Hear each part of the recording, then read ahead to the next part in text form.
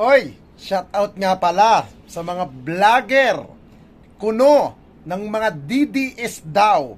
Lalong-lalo na itong pukin ng ina na mga nagpapakalat ng fake news laban sa kasalukuyan liderato ng House of Representatives.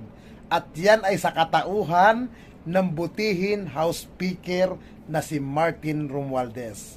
Unang-una, wala kayong magawa sa buhay. Di ba? Sa bagay, hindi kayo pinapatulan ng House Speaker of the House kasi nga, hindi kayo kapatol-patol. Pero, ang nakakatawa sa inyong pagpapakalat ng mga pikundes, mga fake news, putang ina naman, gawin yung makatotohanan yung ikakalat ninyo.